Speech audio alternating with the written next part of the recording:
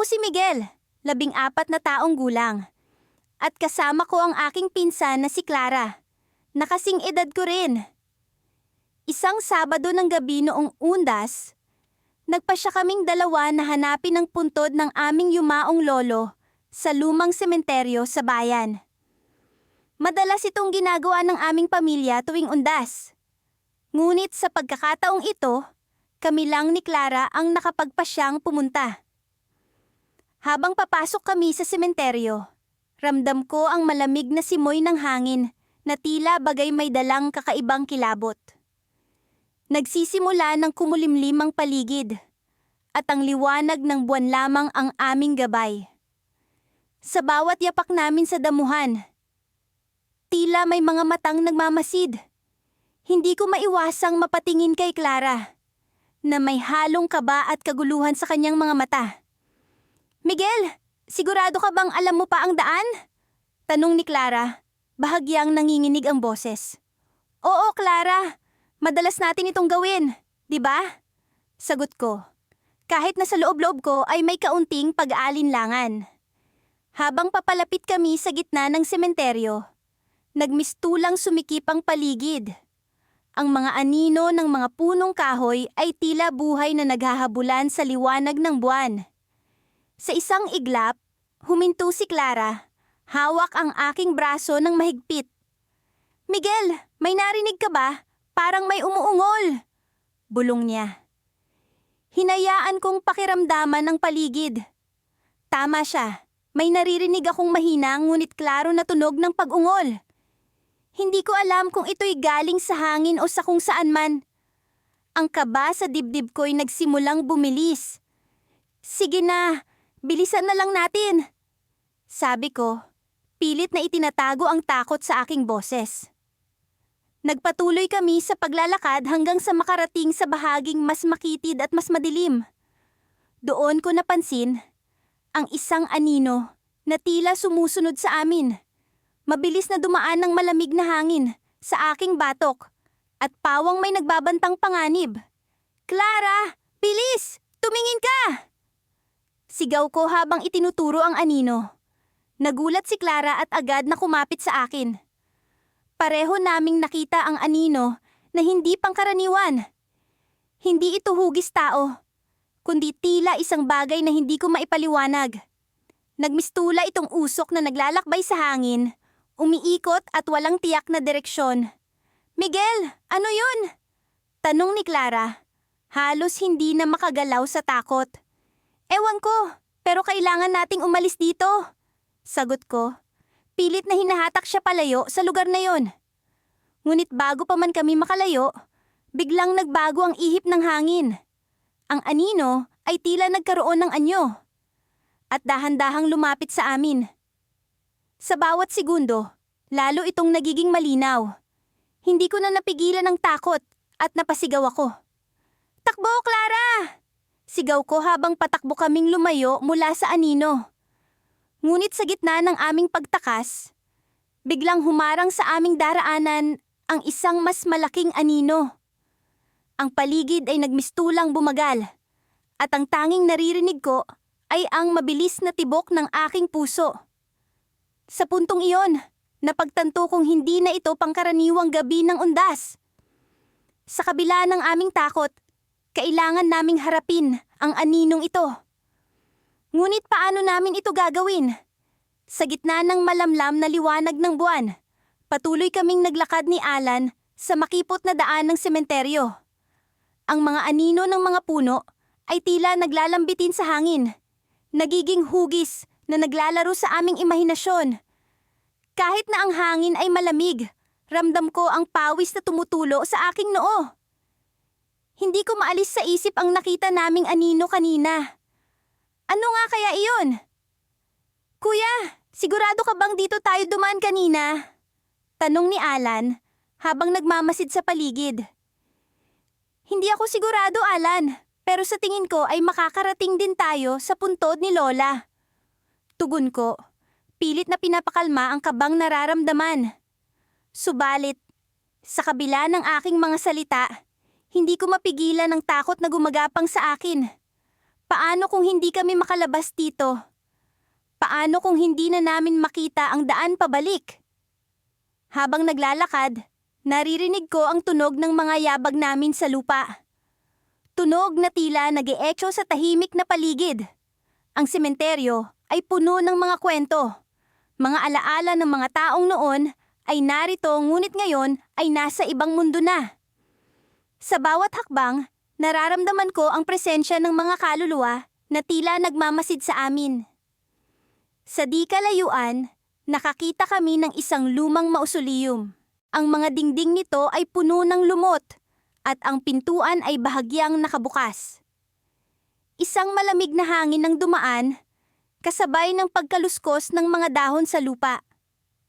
Nagkatinginan kami ni Alan, kapwa nagtataka kung dapat ba naming pasukin ang mausoleum na iyon.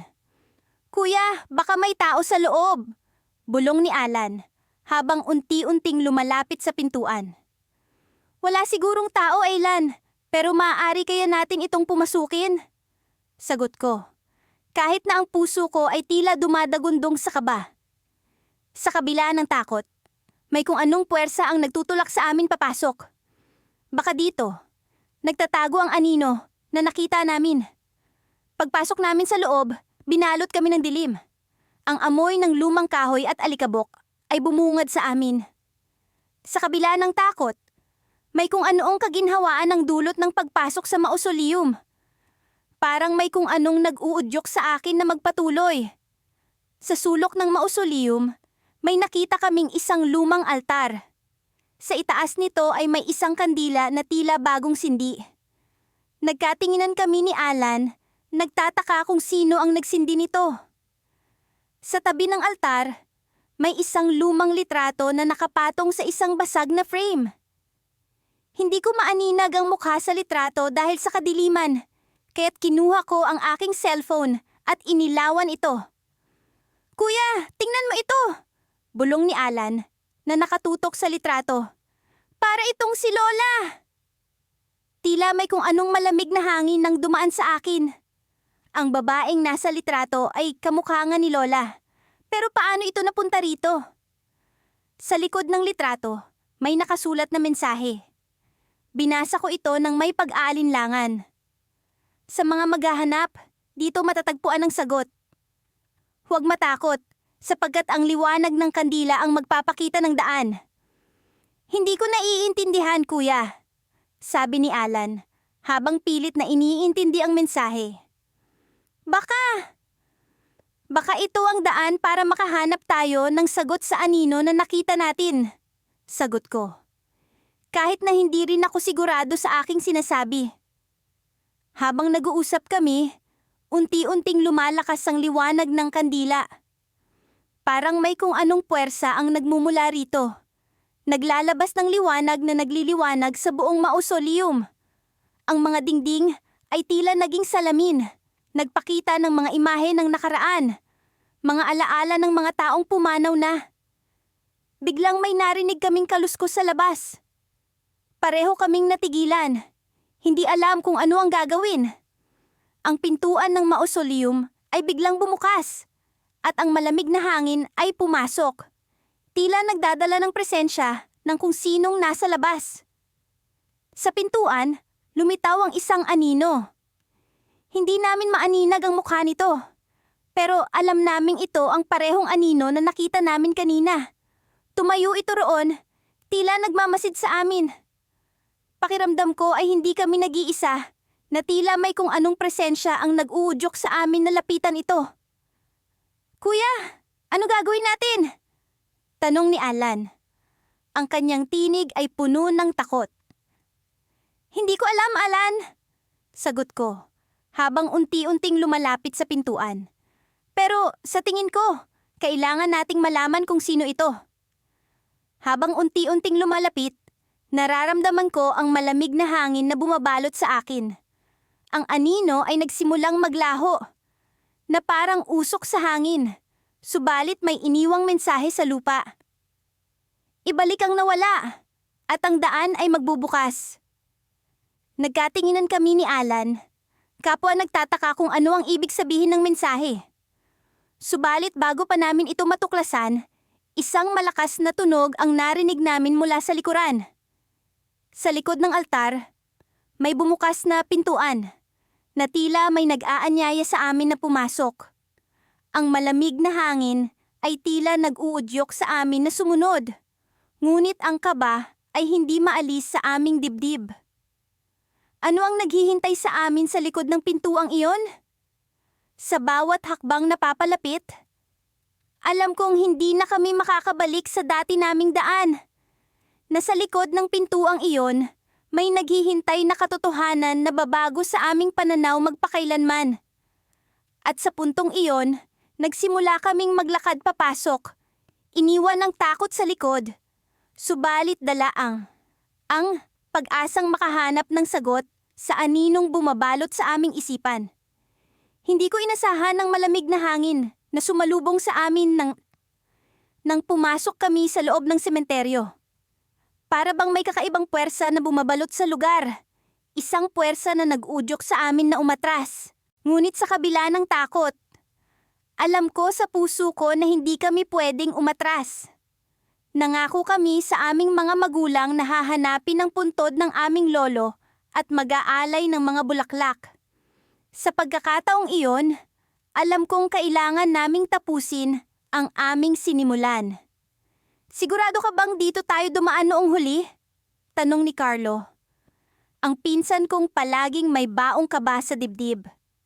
Kahit na siya ang mas matanda sa aming dalawa, madalas na ako ang nagiging leader sa mga ganitong sitwasyon.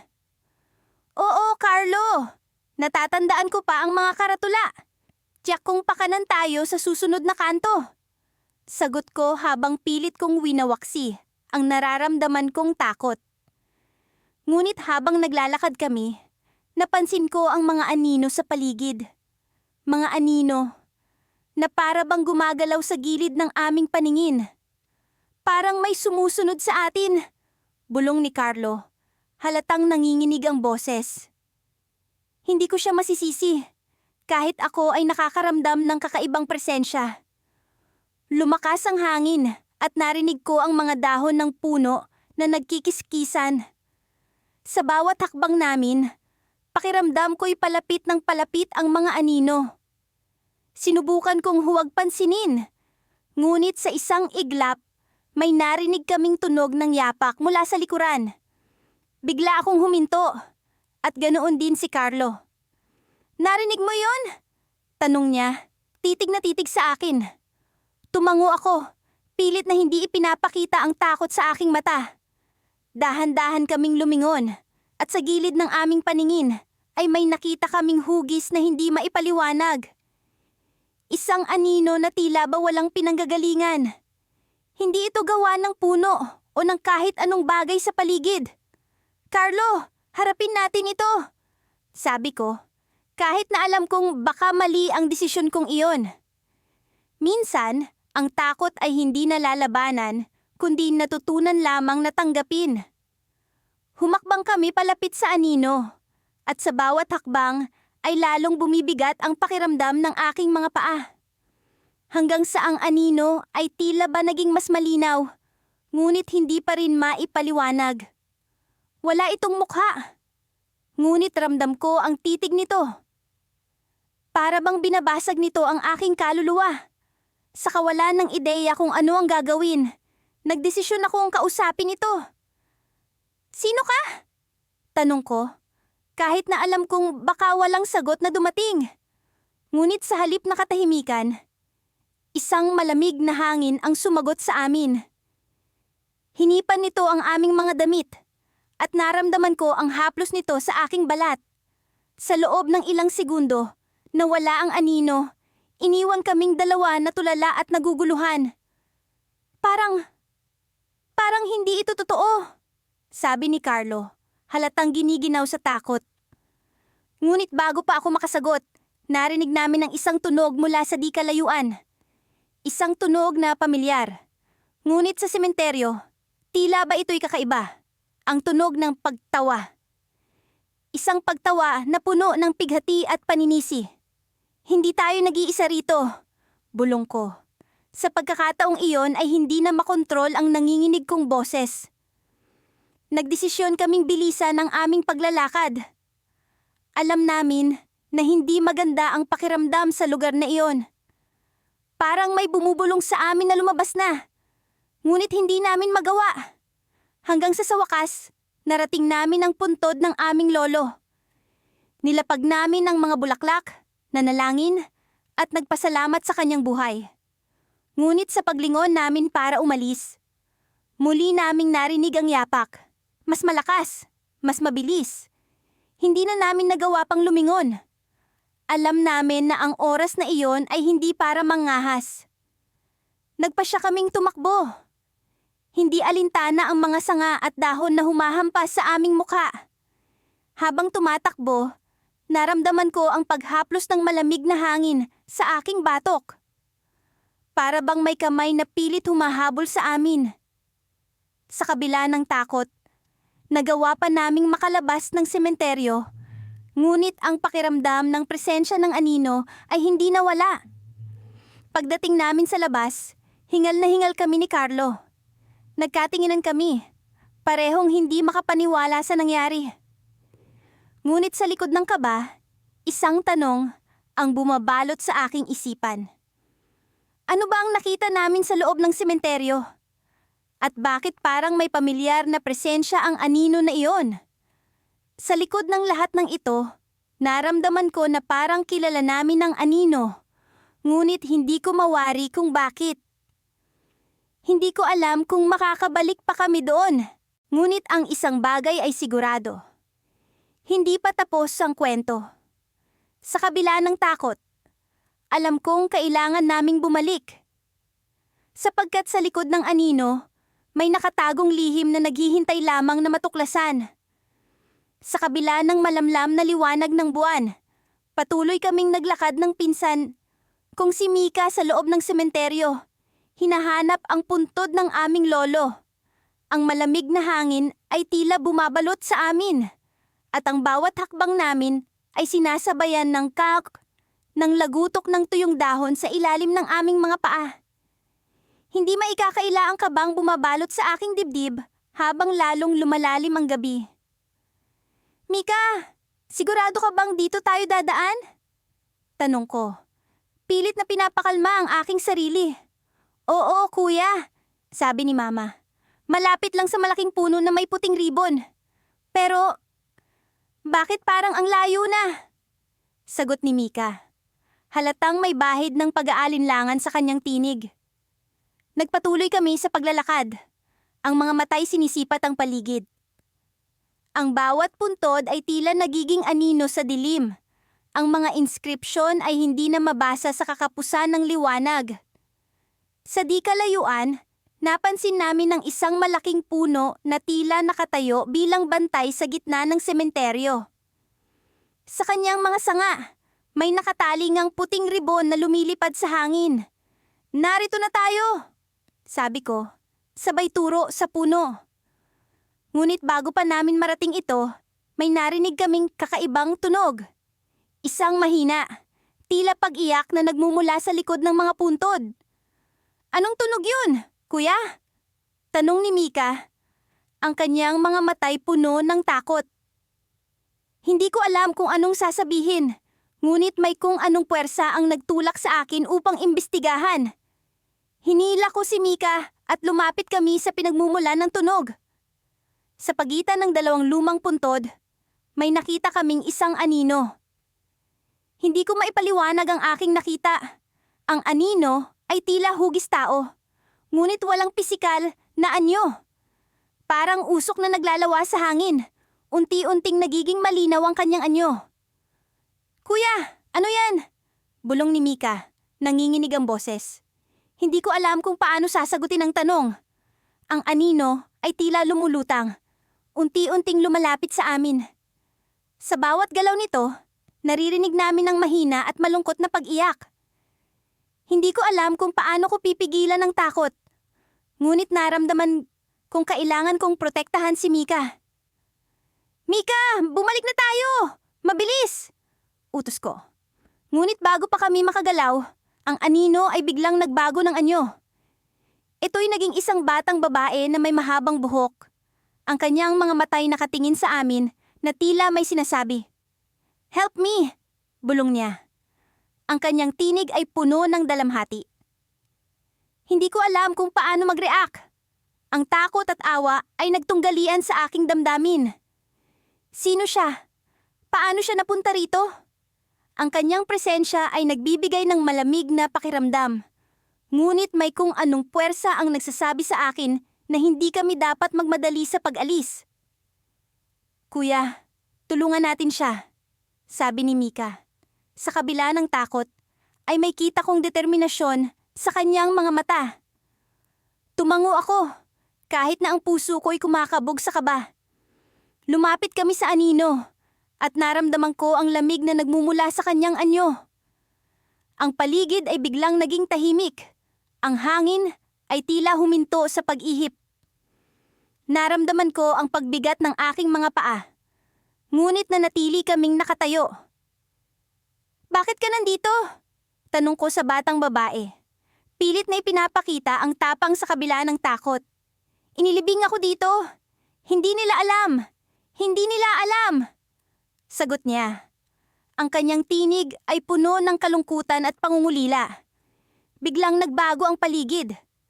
Ang sementeryo ay tila nababalot ng fog, at ang mga anino ng mga puno ay nagiging mas madilim. Nararamdaman ko ang paggalaw ng hangin. Ngunit may kung anong puwersa ang nagpipigil sa amin para makaalis. Ang batang babae ay naglaho, ngunit ang kanyang pag-iyak ay patuloy na naririnig.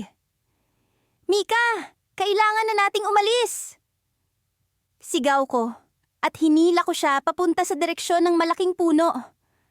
Habang patakbo kaming lumalayo, nararamdaman ko ang paghabol ng lamig. Ngunit sa aming pagtakbo, ang hangin ay tila nag-iiba, at nararamdaman ko ang paglamig ng paligid. Ang sementeryo ay tila naging maze. Ang bawat puntod ay nagiging hadlang sa aming daan. Sa wakas, narating namin ang puno, at doon kami napatigil. Ang puting ribbon ay tila lumilipad sa hangin, at sa likod nito, may nakatayo na figura. Isang lalaki, nakasuot ng lumang damit. Ang kanyang mga mata ay nakatingin sa amin. "Nagkamali kayo," sabi niya. Ang kanyang tinig ay puno ng galit. "Hindi dapat kayo nandito." Ang kanyang presensya ay tila bumalot sa akin ng matinding takot. Hindi ko alam kung paano kami makakatakas. Ngunit bago pa kami makapag-isip ng paraan, bigla siyang naglaho, at ang paligid ay biglang naging tahimik. Ang lamig ay naglaho, ngunit ang takot ay nagpatuloy sa pagbabalot sa amin. "Mika, kailangan na nating umalis," utos ko, at sabay kaming tumakbo palayo. Hindi na iniintindi ang direksyon. Ang aming mga hakbang ay sinasabayan ng nalagutok ng tuyong dahon. Ang sementeryo ay tila nagiging buhay sa aming pagtakbo. Ngunit sa aming pagtakbo, natapilok si Mika. Tumigil ako para tulungan siya. At doon ko napansin ang isang bagay sa lupa. Isang lumang litrato, nakalagay sa ilalim ng isang bato. Ang litrato ay tila pamilyar, at nang tingnan ko ito, nagulat ako sa aking nakita. Ang batang babae sa litrato ay ang anino na nakita namin, at sa kanyang tabi, ang lalaki na nakasuot ng lumang damit. Bago ko pa maiproseso ang lahat, naramdaman ko ang malamig na hangin sa likod namin, at ang pag-iyak ay bumalik. Ngunit sa pagkakataong ito, hindi lang isa, ang tunog ay naging chorus ng pag-iyak. Ang mga anino ay tila bumabalot sa buong sementeryo. "Mika, tumakbo!" Sigaw ko. At sabay kaming tumakbo palayo. Ang takot ay bumabalot sa aming mga katawan. Ang sementeryo ay tila nagiging isang bangungot na hindi namin matatakasan. Ang malamlam na liwanag ng buwan ay tila mga mata ng isang nagmamasid na kaluluwa. Dumadampi sa mga lumang lapida sa sementeryo. Nakakapanindig balahibo ang katahimikan. At sa bawat hakbang namin ni Clara, nararamdaman ko ang pagbigat ng hangin. Parang may nakatingin sa amin mula sa dilim. Hindi ko maiwasang mapalingon sa kaliwat kanan. Kahit alam kong wala naman kaming ibang kasama, kundi ang mga anino ng nakaraan. Nandito na tayo sa bahagi ng sementeryo na pinuntahan natin noong bata pa tayo. Bulong ni Clara. Habang mahigpit na hawak ang kanyang flashlight, na tila ito ang tanging pag-asa namin sa gitna ng kadiliman. Sa tuwing tumatama ang liwanag nito sa mga lumang nicho, tila binubuhay nito ang mga alaala ng mga panahong puno ng saya, takot, at mga kwentong kababalaghan. Naalala mo ba ang kwento ni Lola tungkol sa anino na tumatambay sa likod ng malaking punong iyon? Tanong ko, sabay turo sa isang sinaunang puno na nakaumbok sa gilid ng sementeryo. Kahit luma na ito, namumukadkad pa rin ang mga dahon nito na mistulang mga palad na nag-aabot sa amin. Oo, sabi niya. Madalas daw itong naglalakad sa paligid tuwing kabilugan ng buwan. Sagot ni Clara, sabay hapit ng kanyang jacket. Pero tila ba mas totoo ito ngayon kaysa sa dati? Nagpatuloy kami sa paglalakad.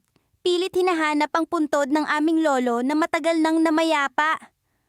Nang marating namin ang gitna ng sementeryo, bigla akong nakaramdam ng malamig na hangin na dumaan sa tabi ko.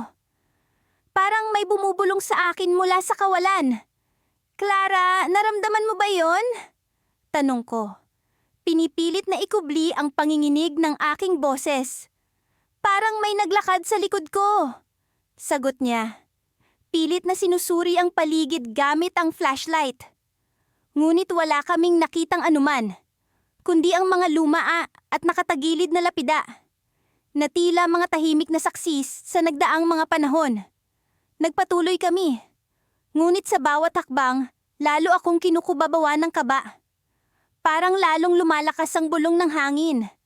At sa hindi maipaliwanag na dahilan, parang may tumatawag sa akin mula sa sulok ng sementeryo. Dito na yata yung puntod ni Lolo, sabi ni Clara. Sabay turo sa isang lapidang halos natatakpan na ng lumot. Lumuhod siya upang linisin ito, habang ako'y nakatayo pa rin, hindi mapakali at palaging nagpapaikot-ikot ang mata sa paligid. Habang abala si Clara sa paglilinis ng lapida, bigla akong nakaramdam ng kakaibang presensya. Parang may nagmamasid sa amin, hindi lamang mula sa dilim, kundi mula sa mismong paligid. Ang anino na matagal nang pinag-uusapan sa aming pamilya, tila ba narito, nagmamasid, nakikipaglaro. Clara, bulong ko, may nararamdaman ka bang kakaiba? Hindi siya sumagot agad. Sa halip, tumayo siya at tumingin sa akin. Ang mga mata niya puno ng takot at pagkagulat.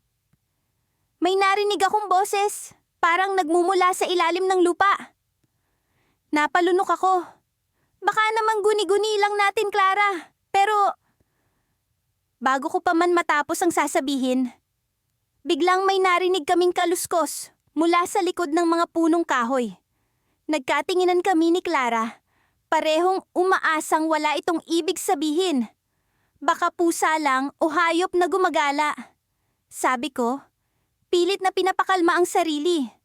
Ngunit nang muling umalingaw-ngaw ang tunog. Mas malinaw na ngayon. Alam naming hindi ito hayop.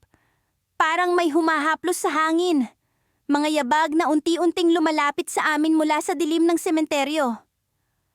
Umalis na tayo dito, pakiusap ni Clara. Halatang nanginginig ang boses. Tumango ako, sabay hawak sa kanyang kamay. Ngunit bago pa man kami makalayo, biglang may lumitaw na anino mula sa likod ng malaking puno. Hindi ito basta-bastang anino. Ito'y hugis ng isang tao, ngunit wala itong mukha. Napaatras kami ni Clara, parehong hindi makapagsalita sa takot. Ang anino ay nanatiling nakatayo. Nakatingin sa amin kahit wala itong mata. Tila ba may ibig itong ipahiwatig, isang mensahe na hindi namin maabot. Anong ginagawa niyo rito? Biglang nagsalita ang anino, ang boses nito'y malamig, parang dumadaan sa hangin.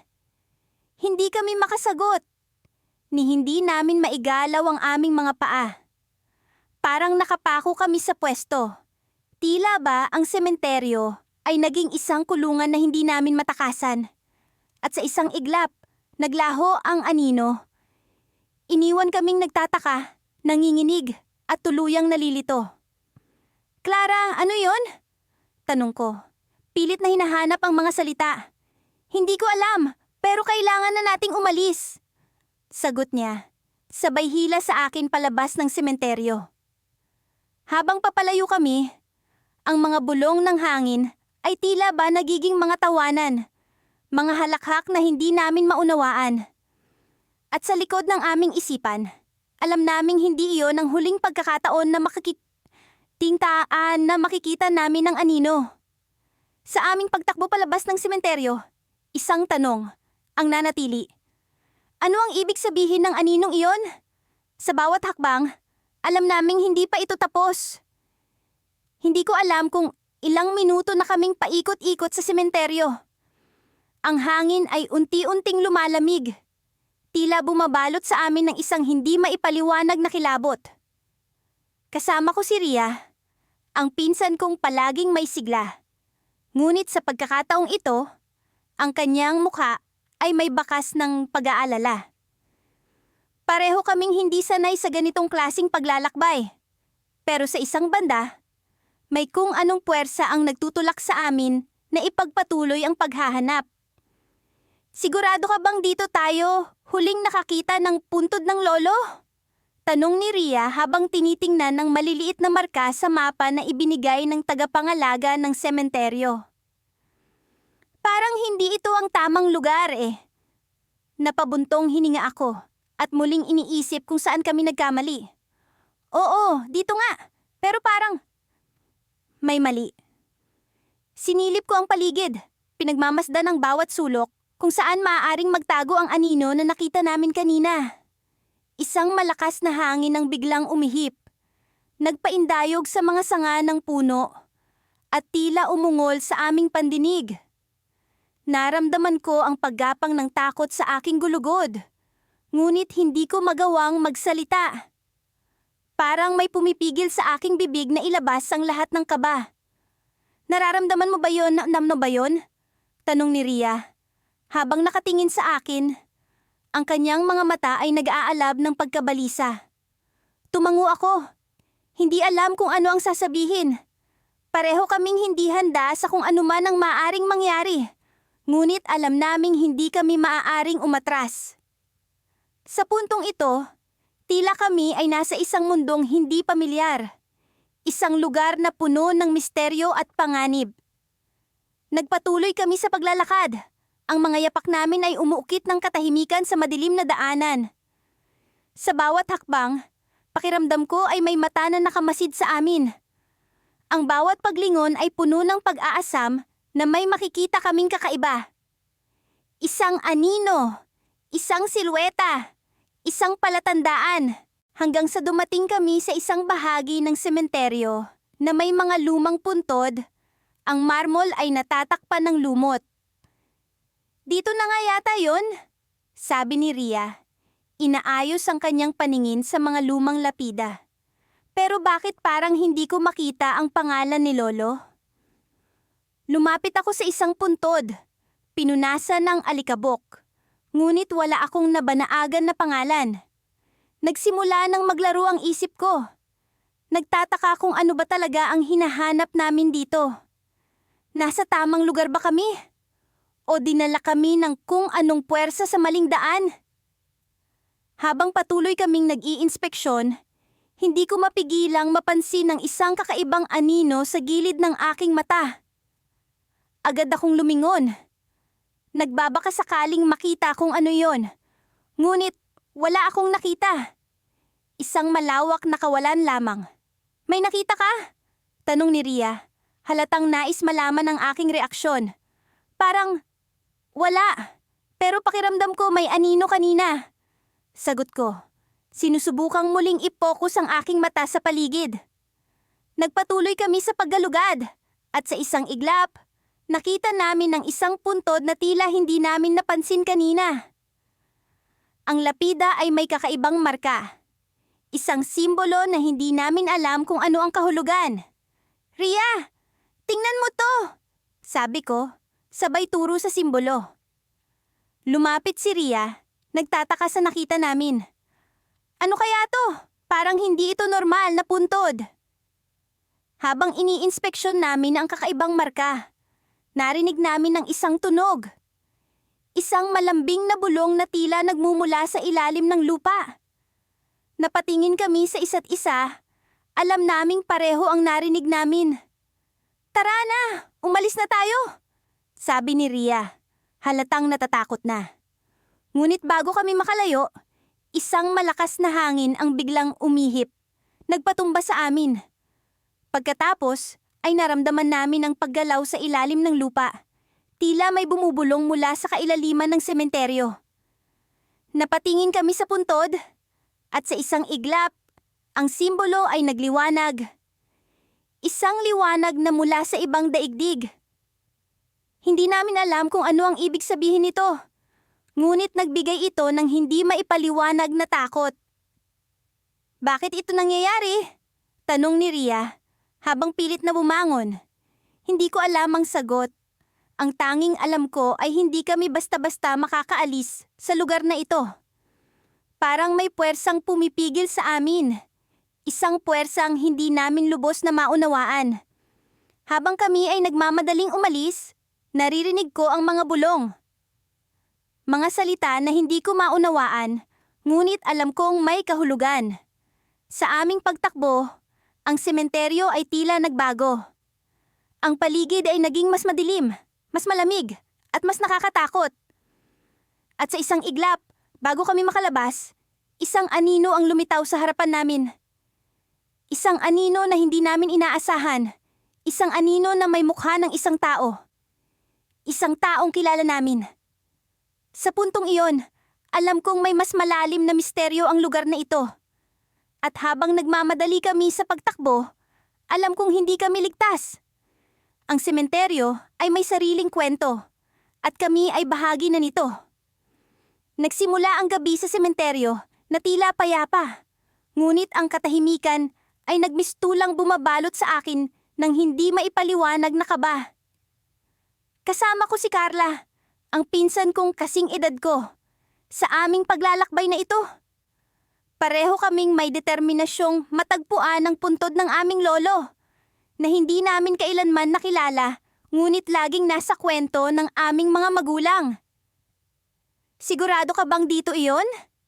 Tanong ni Carla, habang sinisilip ang madilim na paligid. Ang mga poste ng ilaw ay tila nawawala sa kanilang sariling anino. At ang mga baging ng puno ay parang mga bisig na sumusubok abutin kami.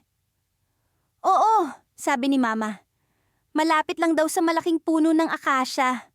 Tugon ko, bagamat ang tinig ko ay medyo nanginginig. Hindi ko alam kung dahil sa lamig ng hangin o sa kaba na idinudulot ng lugar na ito. Habang kami ay naglalakad sa makipot na daanan, may narinig akong mga yabag na tila sumusunod sa amin. Huminto ako at hinawakan ang braso ni Carla. Narinig mo ba iyon? Tanong ko. Nagbabaka sakaling ako lang ang nag-iisip ng labis. Tumango siya. At nakita ko rin sa kanyang mga mata ang takot na hindi niya maikubli. Baka naman hangin lang, anya. Ngunit may pag-aalangan sa kanyang tinig. Nagpatuloy kami sa paglalakad. At habang papalapit kami sa malaking puno ng akasya, ay may lumitaw na anino mula sa likod nito. Hindi ito anino ng tao. Ito'y malausok at tila walang hugis na tiyak. Agad kaming napahito.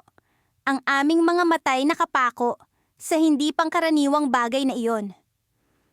Carla, ano yan?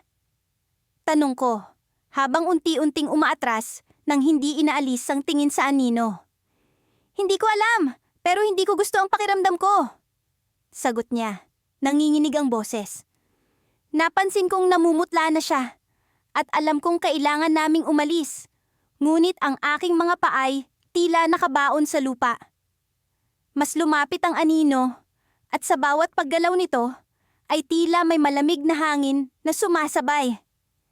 Hindi ito natural na hangin. Parang may dalang kalungkutan at pighati na pilit sumasalakay sa aking isipan.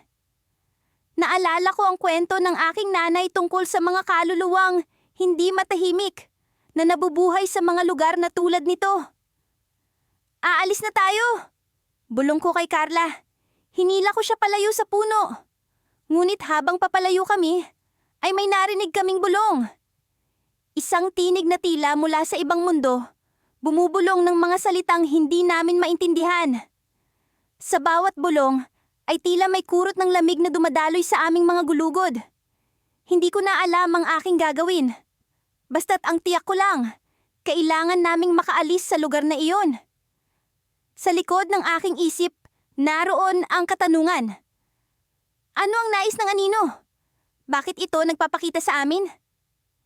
Habang nagmamadali kami sa pag-alis, nadapa si Carla sa isang nakausling ugat ng puno. Carla! Sigaw ko. Agad na yumuko para alalayan siya. Sa pagkakataong iyon, naramdaman ko ang malamig na dampi ng isang bagay sa aking balikat. Paglingon ko, ang anino'y naroon pa rin, ngunit mas malapit na. Ang kabog ng aking dibdib ay tila tambol na hindi makontrol.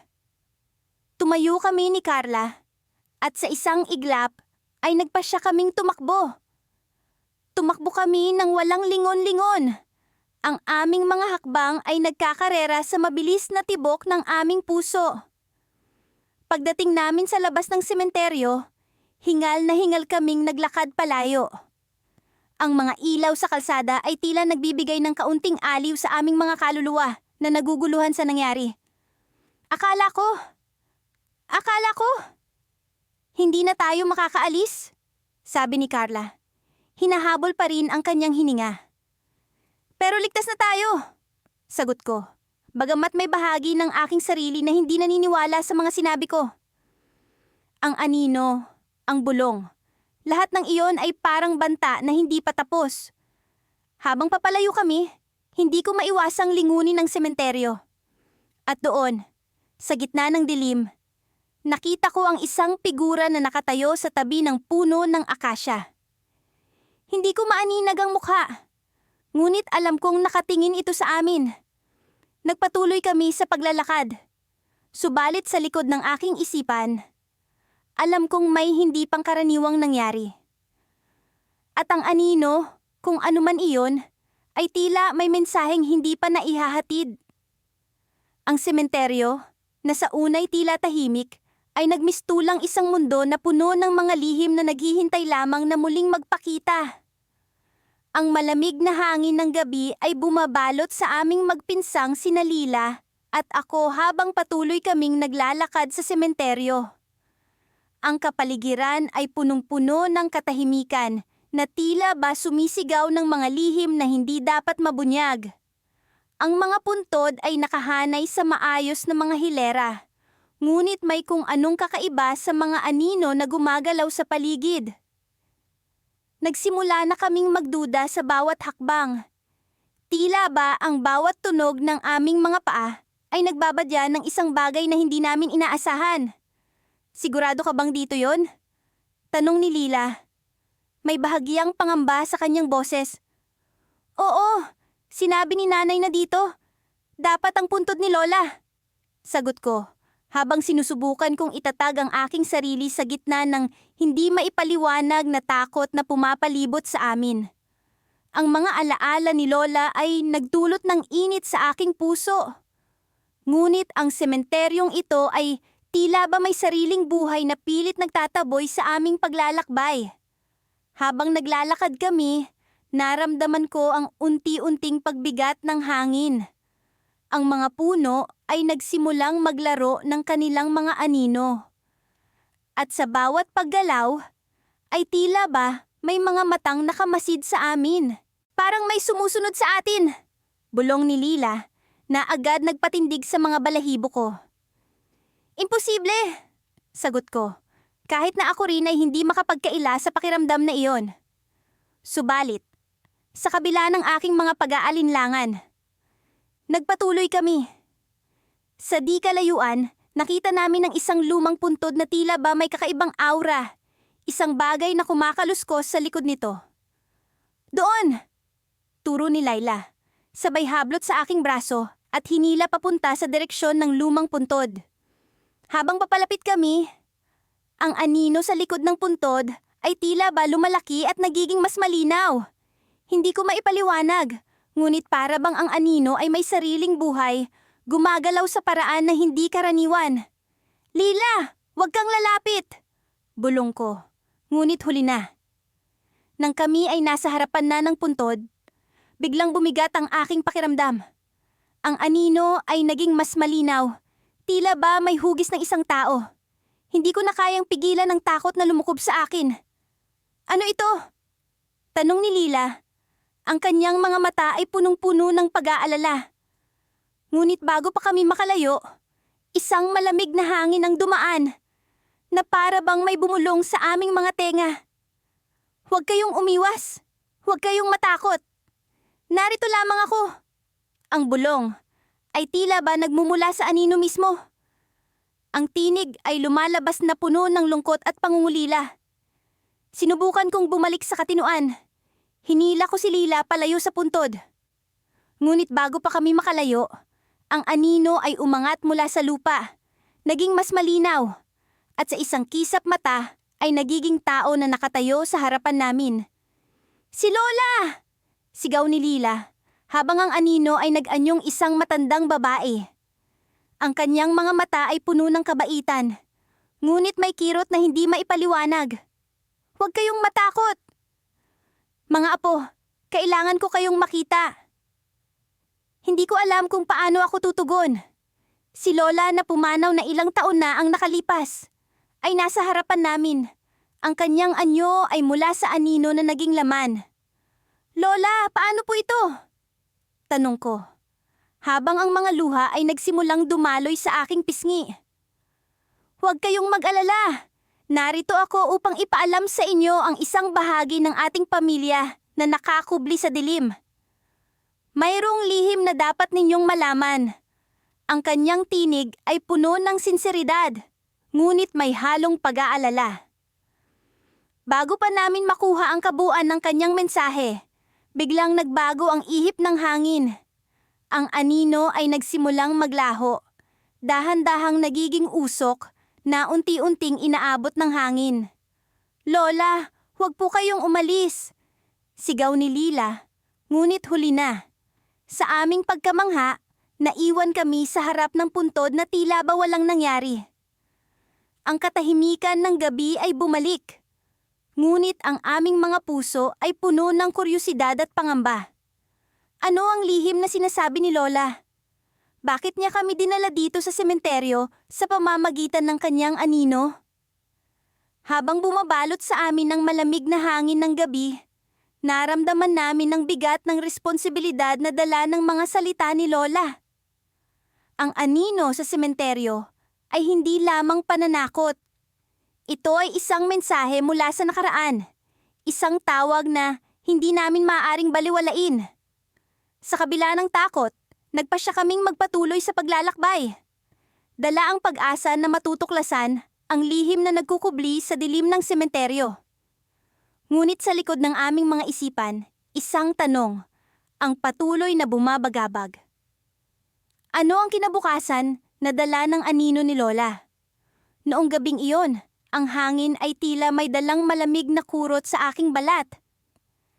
Bitbit pa rin namin ni Marco ang kandilang kanina pa nauupos. Ngunit patuloy kaming umuusad sa gitna ng madilim na sementeryong tila nagbabantay ng mga lihim na hindi namin dapat matuklasan. Siguradong dito tayo pumasok kanina, di ba? Tanong ni Marco. Habang pinagmamasdan ng paligid na nagmistulang laberinto. Ang mga nicho ay parang mga anino sa dilim, nagmamasid, nag-aabang. Oo, dito nga. Pero bakit parang lumalayo tayo sa puntod ni na Lolo? Sagot ko habang sinusubukang alalahanin ang landas na aming dinaanan.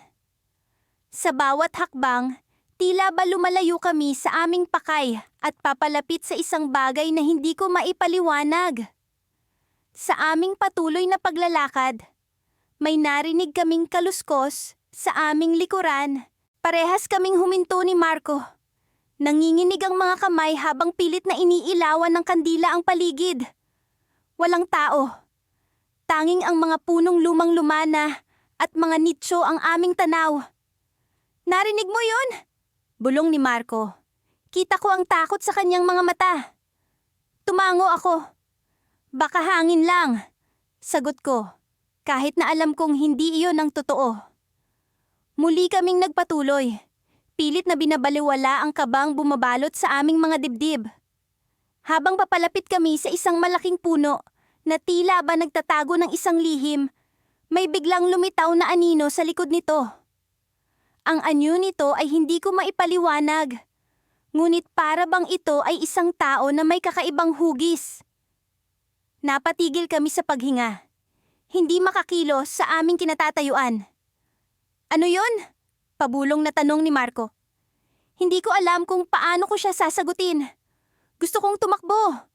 Ngunit ang aking mga paay tila kumapit sa lupa. Ayaw gumalaw. Maya-maya pa'y narinig namin ang isang mahinang boses. Tila ba tinatawag ang aming mga pangalan? Marco. Luis. Ang boses na iyon ay malamig at mabagal. Parang mula sa kailaliman ng lupa. Sinong nandyan? Sigaw ko. Pilit na pinapakalma ang panginginig ng aking boses. Ngunit walang sumagot. Tanging ang pag-iingay ng mga dahon sa hangin ang aming narinig. Sa kabila ng takot, nagdesisyon kaming lapitan ng puno. Dahan-dahan kaming naglakad. Tila ba bawat hakbang ay naghahatid sa amin sa isang hindi maiiwasang kapalaran. Nang marating namin ang puno, biglang nawala ang anino. Nagkatinginan kami ni Marco, parehong hindi alam kung ano ang susunod na gagawin. Habang kami nakatayo sa ilalim ng puno, may nakita akong isang lumang libingan na natatakpan ng mga ligaw na damo sa likod nito. Hindi ko ito napansin kanina. Ang lapida ay may nakasulat na pangalan. Ngunit ang mga letra ay halos nabura na ng panahon. Subalit, may isa akong salitang naaninag, panganib. Marco, tingnan mo to, sabi ko habang tinuturo ang lapida. Lumapit siya at pinasadahan ng liwanag ng kandila ang nakaukit na babala. Panganib? Anong ibig sabihin nito? Tanong niya. Halatang naguguluhan at natatakot. Hindi ko alam ang isasagot. Ngunit bago pa kami makapag-isip ng maayos, biglang bumugso ang malakas na hangin. Ang kandila namin ay agad na namatay at kami binalot ng kadiliman. Sa gitna ng dilim, naramdaman ko ang malamig na hangin na dumaan sa aking pisngi, na para bang may isang kamay na naglalakbay sa aking balat. Kasabay nito, may narinig kaming mga yabag na papalapit sa amin. Ngunit hindi namin matukoy kung saan nagmumula. Takbo, Luis! Sigaw ni Marco. Sabay hila sa akin palayo sa puno. Hindi na kami nagdalawang isip at sabay kaming kumaripas ng takbo. Tila ba ang aming mga buhay ay nakasalalay sa bawat hakbang na aming ginagawa. Ngunit habang patuloy kaming tumatakbo, napansin kong parang hindi kami makalayo sa puno. Ang paligid ay parang umiikot at paulit-ulit na bumabalik sa parehong lugar. Ang bawat paglingon ay nagbubunga ng parehong tanawin, ang puno at ang libingang may babala. At sa isang iglap, naintindihan ko ang katotohanan na tila bumabalot sa amin. Hindi kami basta-basta makakaalis. Parang may humahawak sa amin sa lugar na ito. Isang puwersang hindi nakikita ngunit ramdam, hanggang sa kaibuturan ng aming mga buto. Sa huli, napahinto kami ni Marco. Hingal na hingal at puno ng takot. Paano tayo makakaalis dito? Tanong ko. Tila ba wala ng pag-asa? Ngunit bago pa siya makasagot, may narinig kaming boses mula sa likuran. Isa itong boses na hindi namin inaasahan. Isang boses na pamilyar, ngunit imposibleng naririnig namin dito. Luis! Marco, bakit kayo nandito? Tanong ng boses na iyon. punong-puno ng pagkabahala. Napalingon kami at bumungad sa amin ang isang figura na hindi namin inaasahan. Si Lolo. Ngunit paano? Paano siya narito? Sa gitna ng aming pagkabigla, isa lang ang alam ko. Ang gabing ito ay hindi pa magtatapos ng basta-basta.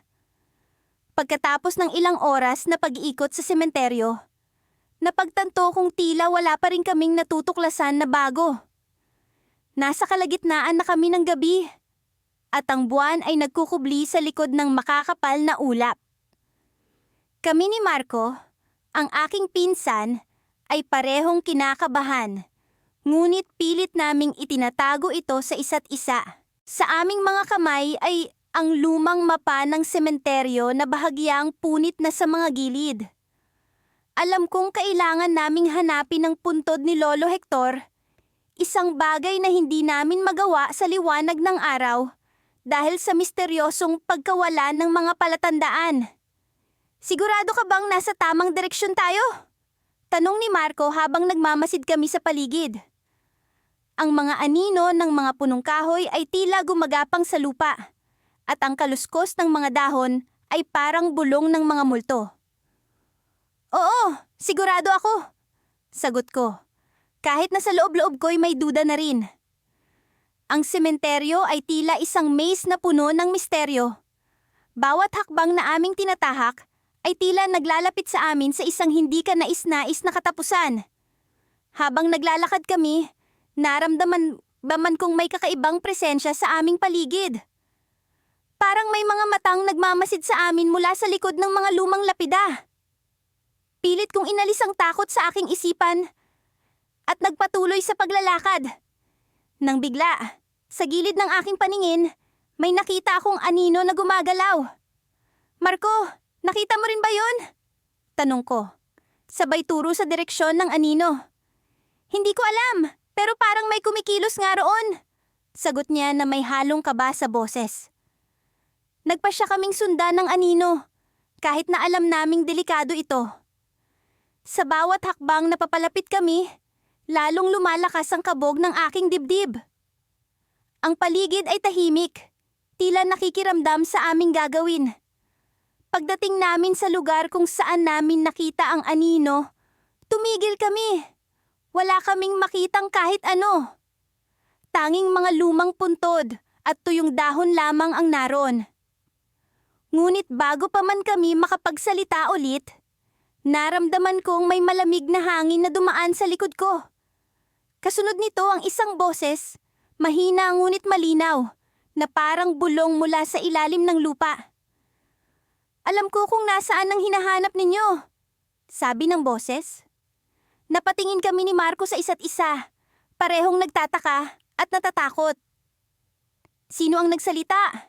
Sino ang nagmamasid sa amin? At paano niya alam ang hinahanap namin?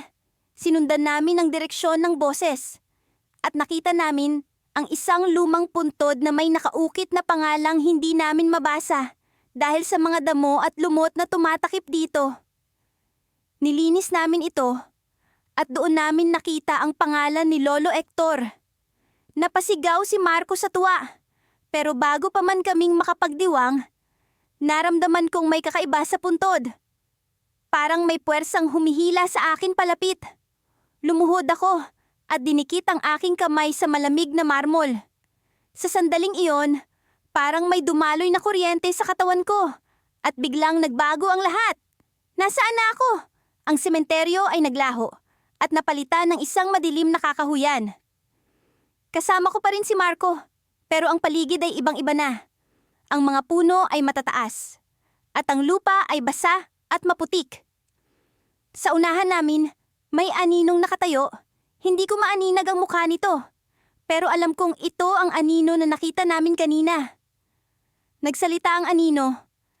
Ang hinahanap ninyo ay hindi ang puntod, kundi ang lihim na nakatago sa ilalim nito. Nagulat ako at napatingin kay Marco. Pareho kaming nakaramdam ng hindi maipaliwanag na takot at pagkausisa. Ano ang ibig sabihin ng anino? Ano ang lihim na tinutukoy nito? Bigla kaming bumalik sa sementeryo, sa harap muli ng puntod ni Lolo Hector. Ang lahat ay parang panaginip, ngunit alam kong may katotohanan sa mga nangyari.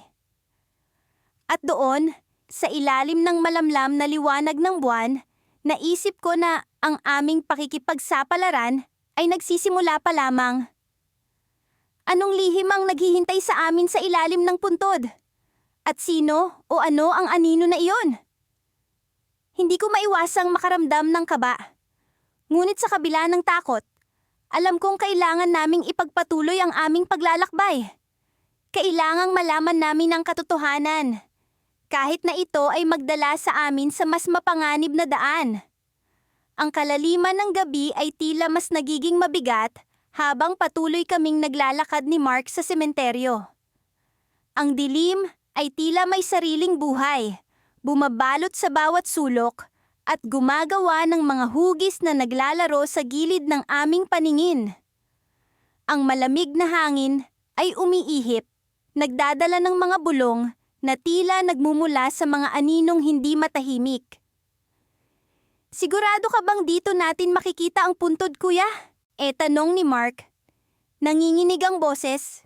Hindi ko alam kung dahil sa lamig o takot. Oo, ito ang sabi sa akin ni Lola.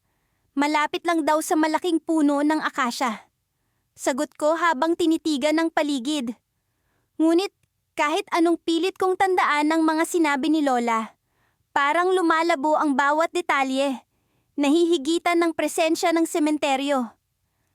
Nagpatuloy kami sa paghahanap.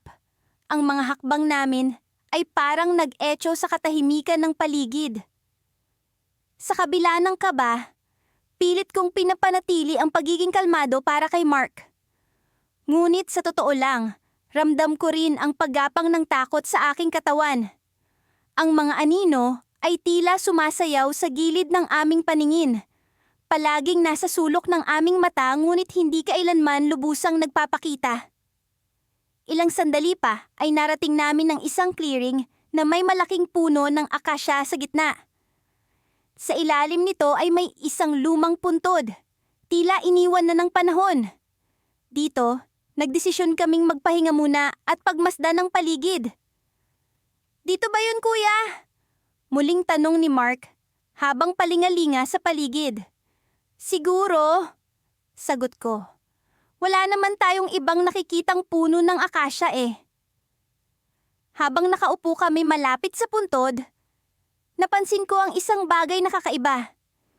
Sa kabila ng katahimikan ng gabi, may naririnig akong mahihinang bulong. Para bang may mga taong nag-uusap sa di kalayuan.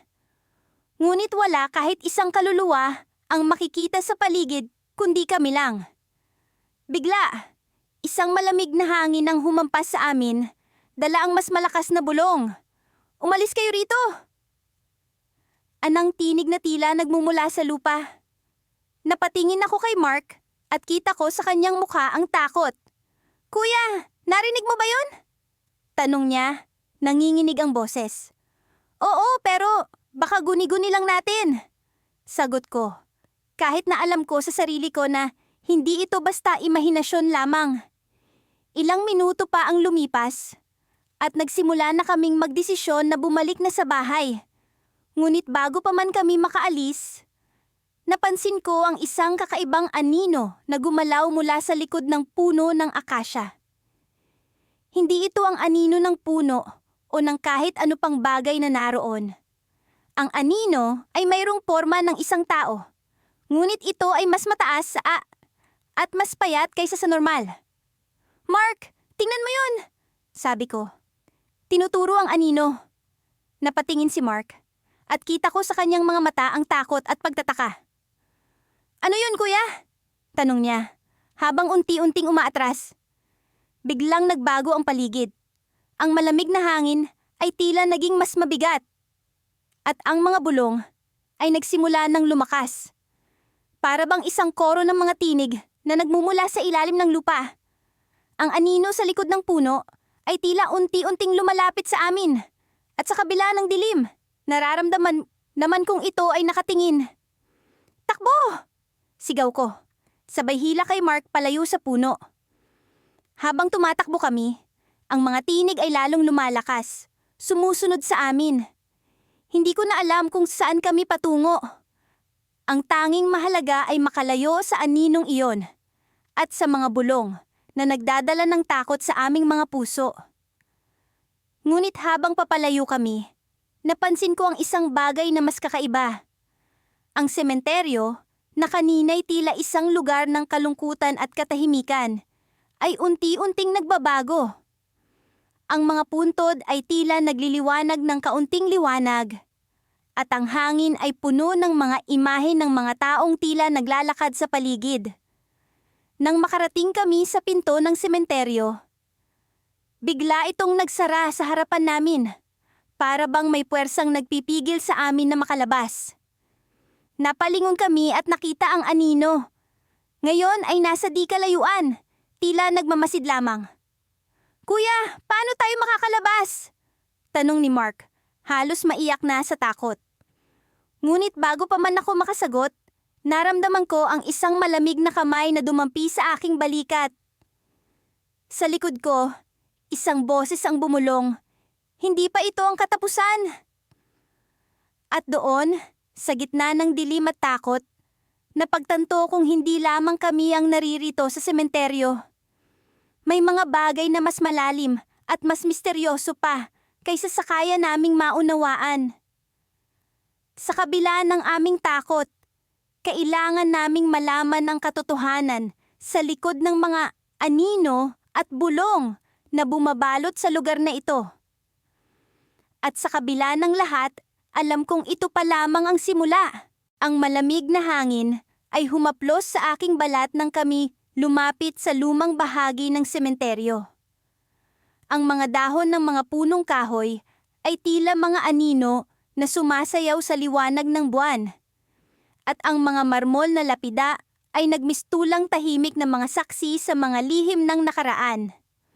Ako si Miguel, at kasama ko ang pinsan kong si Clara, na pareho kaming nanginginig hindi lang sa lamig, kundi pati na rin sa kaba, habang patuloy naming hinahanap ang puntod ng aming lola. "Sigurado ka bang dito yon?"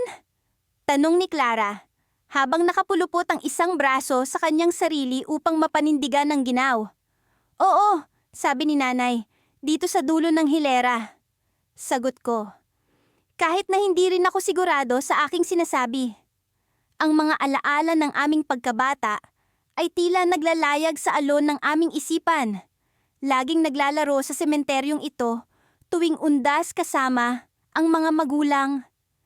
Habang naglalakad kami, sinilip ko ang paligid. Ang sementeryo sa gabi ay ibang-iba sa sementeryo sa umaga. Ang mga anino ay tila may sariling buhay, gumagala sa paligid na parang mga kaluluwang hindi matahimik. Ngunit sa kabila ng takot at kaba, may kung anong hatak ang nagtutulak sa akin na magpatuloy. Marahil ay ang alaala ng aming lola na nagkukwento tungkol sa mga multo at mga engkanto sa lugar na ito. Napahinto kami saglit nang may marinig kaming kaluskos mula sa aming likuran. Agad kaming nagkatinginan ni Clara. At kapwa naming nabasa sa mata ng isa't isa ang parehong tanong, "May ibang tao ba rito?" "Wala siguro yun, baka pusa lang," sabi ko. Pilit na tinatago ang aking takot sa likod ng mga salita. Ngunit sa loob-loob ko, may bahagi sa akin na nagsasabing hindi lang basta pusa ang naroroon. Nagpatuloy kami sa paglalakad, at sa wakas ay natagpuan namin ang puntod ng aming lola. Nakaukit sa marmol ang kanyang pangalan, at sa kabila ng alikabok at lumot, ay animoy nagniningning ito sa ilalim ng liwanag ng buwan. Nagdasal kami para sa kanya, tahimik at puno ng pag-asa, na siya'y nasa mapayapang kalagayan na. Subalit sa gitna ng aming pagdarasal, muling bumalik ang kaluskos. Ngayon, mas malapit na ito at mas malinaw. Hindi ko maiwasang tumingin sa paligid. Sa gilid ng aking mata, napansin ko ang isang silwetang nakatayo sa di kalayuan. Isang anino, tila nanonood sa amin. "Clara, tingnan mo!" bulong ko, sabay turo sa direksyon ng anino. Napalingon siya, at ang kanyang mga mata ay nanlaki sa pagkabigla. "Miguel, ano yan?" tanong niya. Ang kanyang boses ay nanginginig na. Hindi ko alam, pero kailangan nating umalis. Sagot ko, sabay hawak sa kanyang kamay. Tumakbo kami papalayo. Ngunit sa bawat hakbang namin ay tila lalo pang lumalapit ang anino. Hanggang sa bigla na lamang itong naglaho at ang paligid ay muling bumalik sa nakasanayang katahimikan. Napatigil kami, kapwa habol ang hininga. Ngunit sa halip na ginhawa, isang bagong takot ang dumapo sa akin. Sa lugar kung saan nawala ang anino, may nakaukit na mga salitang nagsasabing, hindi lahat ng anino ay itim. Pinilit kong intindihin ang kahulugan ng mga salitang iyon. Ngunit bago pa man ako makapag-isip ng maayos, isang malamig na bulong ang narinig namin sa aming likuran. Hindi kayo nag-iisa, sabi nito. At sa paglingon namin, isang lumang larawan ang nakita namin sa lupa. Larawan ng dalawang bata na kamukhang kamukha namin ni Clara. Nakatayo sa harap ng parehong puntod na pinanggalingan namin. Sa mga sandaling iyon, isang bagay ang naging malinaw. May mga bagay sa mundong ito na hindi kayang ipaliwanag ng kahit anong lohika. At kaming dalawa ni Clara ay bahagi na ng kwentong hindi namin inaasahang magiging parte kami. Sa pag-uwi namin, alam naming hindi na kami magiging katulad ng dati. Sa likod ng bawat anino, may lihim na nagkukubli. At kami ay nasa gitna ng isang kwentong mas malaki pa sa aming inaakala.